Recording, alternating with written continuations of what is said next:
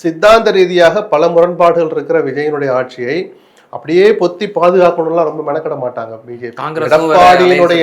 எடப்பாடியினுடைய ஆட்சியை பாதுகாக்கிறதுக்கு எல்லா தகிடு தத்தங்களையும் செய்த பிஜேபி காங்கிரஸ் முக்து பாரத்ன்ற ஒரு கொள்கையவே அமல்படுத்தி அதை கிட்டத்தட்ட நிறைவேற்றிக்கிட்டும் வர்ற போது 60 ஆண்டுகளுக்கு பிறகு காங்கிரஸ் அங்க வகிக்கிற அளவுக்கு காங்கிரஸ்க்கு ஒரு உயிர் கொடுக்கிற விஜய் ஆட்சியை அவ்வளவு சுலபமா ஏத்துக்க மாட்டாங்க.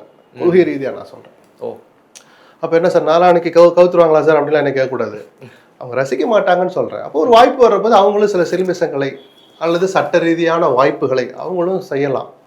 இதை விஜய் மறக்கக்கூடாதுன்னு நான் சொல்றேன். நீங்க ஒரு ஆயுதத்தை கையில் எடுத்தா அந்த ஆயுதத்தை அவங்களும் தான் எடுக்க செய்வாங்க. மற்றபடி நான் திரும்ப சொல்றேன், கவர்னர்கிட்ட போறது ஒரு சம்பிரதாயம் தானா இல்லை அந்த பிஜேபியின் தூதுவராக மத்திய அரசின் தூதுவராக இங்கே இருக்கிற ஆளுநரை வச்சு இந்த பெட்டிஷன் எல்லாம் ஒருங்கிணைச்சு அவர் ஒரு டைரக்ஷன் அல்லது ஒரு அட்வைஸ் வெளிப்படையாக கொடுக்குறாரா இல்லை மறைமுகமாக எதுக்காக தயாராகிறாரா இல்லை நீதிமன்றத்துக்கு அதிமுகவோ திமுகவோ போக போகிறாங்களா அப்படின்னா நான் பொறுத்திருந்தா பார்க்கணும். நீதிமன்றத்துக்கு போக போகிறதாகவும் ஒரு தகவல் வருது.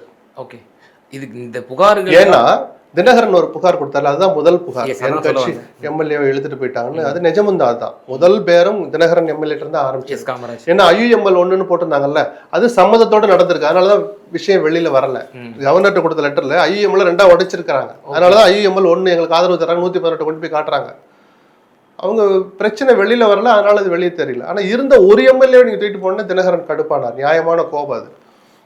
அதுக்கு ஒரு கம்ப்ளைண்ட் கொடுத்தார்ல, அந்த கம்ப்ளைண்ட் அப்படியே தான் கிடக்கு. எஃப்ஐஆர் போடப்பட்டுச்சு சார், போட்டு அப்படியே தான் இருக்கு. விசாரணை அதுக்கு மேலே எந்திரிக்கவே இல்லை, ஆரம்பிக்கவும் இல்லை. ஓகே, அப்போ இப்படி நம்ம அவங்க எல்லாம் பண்ணிட்டு இருக்கிறாங்க, கட்சியில் சேர்த்துட்டு இருக்கிறாங்க. சனிக்கிழமையான ஏதோ படம் ரிலீஸ் ஆகிற மாதிரி அங்கே போய் இணைப்புலாம் நடந்துட்டு இருக்கு.